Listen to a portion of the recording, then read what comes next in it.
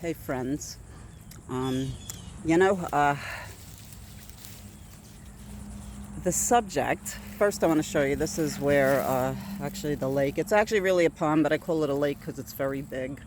See that? I love coming by here every day.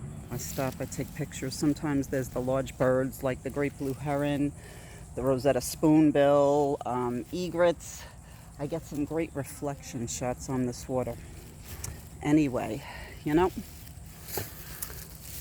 what we don't see much of, and we didn't really see it much with the long time patients, all right? Those of us who are 30, 40 years into the rodeo. I call it the rodeo.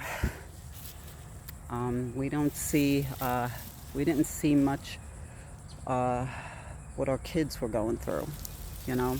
If you talk to any of my kids, they would tell you that they didn't expect me to be alive today. They all thought I was going to be dead. Really, I was so ill. And, the last few years now that I've had treatment, it's like you see the smile. It's amazing to them. We can actually go for a cup of coffee or even out to eat, you know. Amazing. Nobody talks about how devastating, and that's what makes the treatment issue, the lack of treatment all the years, terrible, because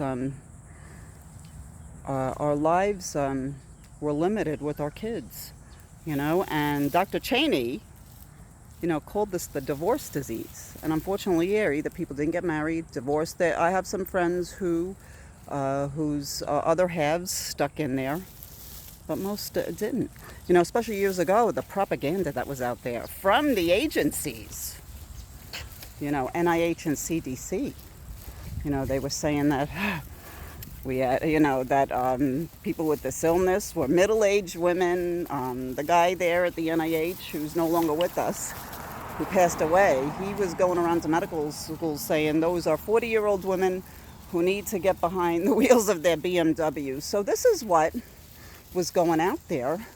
The families or somebody in the family or friends wouldn't believe you. And I'll tell you, that's why a lot of people, the only support we had was each other on the chats. A lot of us have done life alone. So that's what made our mission so, passionate, to really reach out to you guys who are newer, that are in this 10 years or less or whatever, and some of the newer people who are advocates are calling us conspiracy theorists. They have no idea what it's like to go that many years with nothing. Or you had to have, basically be like Rockefeller to go get stuff, that were never approved, off-label, like interferon or Ampligen, Nobody talked about this much. People would glamorize the suicide patients. Let's get real. Let me tell you something. There's been a few that have called me before they checked out, and I hear their voices still. One particular one was a young girl. I hear the voices still. I knew what the person had planned. I mean, life was cut short, not only illness-wise, but cut short altogether. So that's why what makes us so rough around the edges online, and we keep standing up. We don't settle and give in. We say, this is the illness. And the doctors years ago, like Dr. Cheney, Dr. Bell, they knew exactly what was going on. They were saying basically the same thing as Dr. Ramsey and Dr. Dowsett, for the Royal Free doctors. I don't know if Dr. Dowsett was a doctor at the Royal Free Hospital, but she took care of the patients after. Her and Dr. Ramsey, but this very, very devastating, to the families. I'll tell you, I was so ill, I was the visitation parent. And When they actually later on we were sort of half and half. Because when they were sick, they came to me anyway, and I'm the one who took them to the doctor because the dad actually has a business and he couldn't take off, you know. So I would take them and they would stay with me, you know, and also because I was a nurse, I guess. So I knew how to manage their asthma, etc. They had all that stuff, you know, and I was crashed on my back doing it. When they were with me, my kids knew that we had to do indoor activities. I'd pick them up on Fridays, and we'd go like to the GameStop or something, and they'd pick a game. So we'd buy the video game, and the three of them would pass the controller and have the game beat by Sunday, you know, and we'd order a pizza or something. I mean, that's what it was. I was too sick to take them out anywhere. Once a year was the big day. One day in the summer before school started, we go over to the beach, and it was always after 3 p.m. because it's the sun's murder here. We go over to the beach around 3-4 o'clock. We pick one day right before school started, and we get some pizzas, and we'd have the blankets set up about 4 p.m. and we'd be there till 9 p.m. It would be light out till 9 p.m. And then we go home, you know. There was an ice cream place there. I'd get them ice cream before we went home. I had a hard time staying up. Let me tell you, it's amazing how I never dozed off behind the wheel, you know. But really, nobody talks about much about what the kids go through, seeing the parents suffer. And I'm going to tell you, no matter how ill you are, your kids want you. They don't want you checking out. I can tell you, they don't care. They want you. And I'm gonna, you know, I'm just saying that. They, in their minds, they figured, well, they may not see you at some point because you're gonna succumb to the illness. All right, but it's important. They want you no matter how long you're here. You know, then you finally find some treatment. It's amazing. My kids, you know, when they see me, they have a big smile, and they're all around 30. They never thought I'd still be here, you know.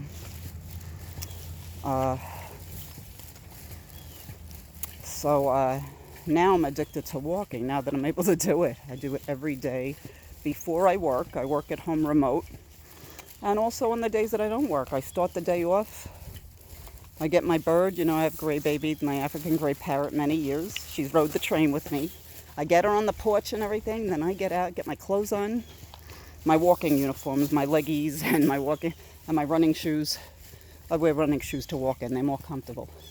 And I get out and walk every day.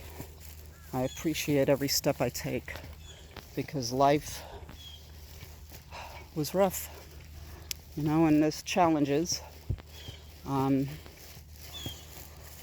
You know, so today people are finding more specifically what they have.